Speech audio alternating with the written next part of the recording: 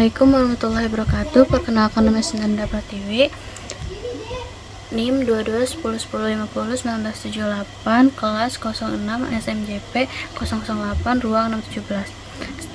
Saya perwakilan dari kelompok 3 ingin membuat video presentasi hasil dari kelompok kami yang berjudul hipotesis pasar versus perilaku keuangan. Hipotesis pasar efisiensi. Hipotesis pasar efisiensi adalah teori yang menyatakan bahwa harga aset di pasar finansial mencerminkan semua informasi yang tersedia. Dengan kata lain, pasar dianggap efisien jika harga saham atau instrumen keuangan lainnya selalu mencerminkan informasi yang sudah diketahui oleh publik, sehingga tidak ada cara bagi investor menjalankan pasar dengan cara yang konsisten. Tingkatan EMH itu ada dua, yaitu yang pertama ada efisiensi lemah, weak from efisiensi, yaitu harga aset sudah mencerminkan semua informasi dari data harga historis, misalnya data harga masa lalu. Yang kedua itu ada kuat, ada efisiensi setengah kuat, semi strong from efisiensi, yaitu harga aset mencerminkan semua informasi publik termasuk laporan keuangan, berita ekonomi, dan kebijakan pemerintah. Yang ketiga itu ada efisiensi kuat, strong from efisiensi. Harga mencerminkan seluruh informasi baik publik maupun privasi, rahasia internal perusahaan. Selanjutnya itu ada perilaku keuangan. Perilaku keuangan atau behavioral finance adalah pendekatan alternatif yang mengadukan psikologi dan ekonomi untuk memahami perilaku investor dan pasar keuangan. Teori ini menyatakan bahwa investor seringkali tidak rasional, dipengaruhi oleh emosi, bias kognitif, dan keterbatasan dalam memproses informasi. Selanjutnya itu ada contoh bias dalam perilaku keuangan. Yang pertama itu overconfidence bias, terlalu percaya diri.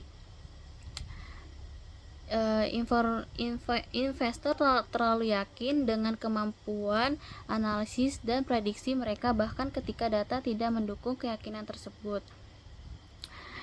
Yang kedua itu ada unscoring bias atau bias jangkar. Investor terlalu terpaku pada informasi awal jangkar saat mengambil keputusan, meskipun informasi tersebut tidak relevan lagi. Yang ketiga itu ada herding behavior, perilaku ikut-ikutan. Investor mengikuti apa yang dilakukan mayoritas tanpa analisis yang memadai. Yang keempat itu ada loss aversion, aversi terhadap kerugian. Investor lebih takut kehilangan uang dibandingkan mendapatkan keuntungan dengan jumlah yang sama. Selanjutnya itu ada pendekatan antara EMH dan behavioral finance. Yang satu yaitu terhadap pandangan terhadap pasar. Hipotesis pasar efisiensi, pasar selalu efisien, harga mencerminkan semua informasi. Yang kedua itu perilaku keuangan. Pasar seringkali tidak efisiensi karena dipengaruhi oleh faktor psikologis. Yang kedua itu ada peran investor. Hipotesis pasar efisiensi, yaitu investor rasional membuat keputusan berdasarkan informasi yang ada. Yang kedua itu perilaku keuangannya. Investor seringkali irasional, dipengaruhi oleh emosi dan bias. Yang ketiga itu ada strategi yang efektif. Untuk hipotesis pasar efisiensi, yaitu indeks atau investif pasif lebih baik dalam jangka panjang. Perilaku keuangannya itu strategi berbasis psikologi pasar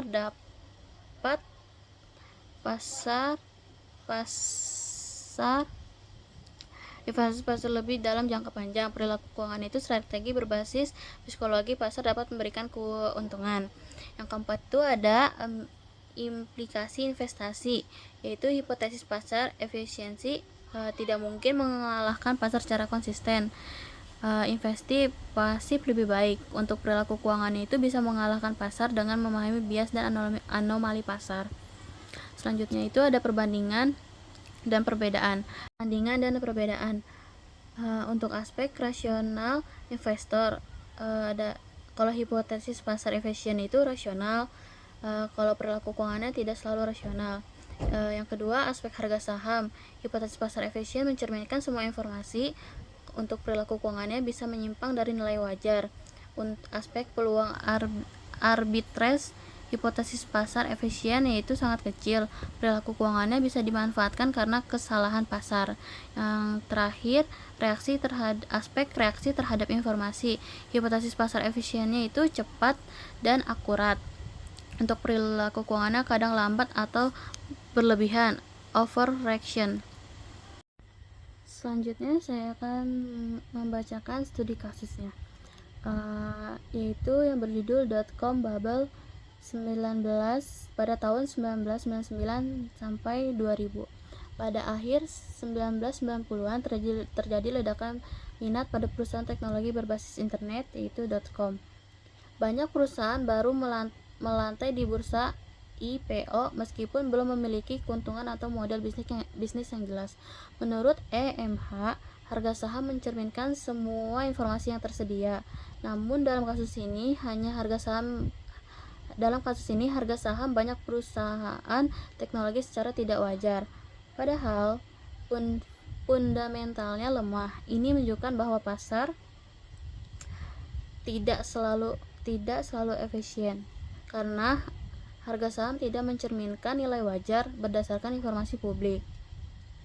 Yang kedua itu hubungannya dengan perilaku keuangan, yaitu fenomena ini mencerminkan perilaku irasional investor seperti herding behavior, investor ikut-ikutan membela saham, teknologi karena terlalu tertinggal tren.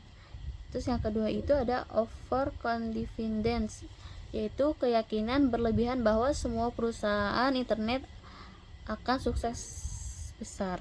Kesimpulannya dari kasus ini yaitu kasus ini memperkuat pandangan behavioral finance bahwa investor tidak selalu rasional dan pasar bisa mengalami ketidakefisienan akibat bias psikologis.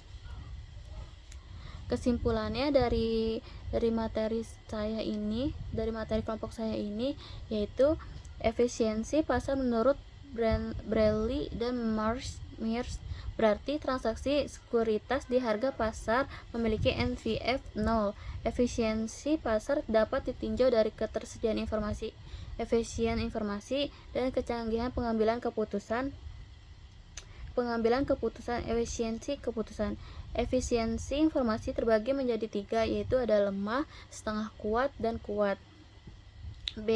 Behavioral finance menjelaskan bagaimana faktor psikologis dan emosional mempengaruhi keputusan investasi, serta mencoba memahami pola pikir investor dalam proses pengambilan keputusan keuangan. Sekian.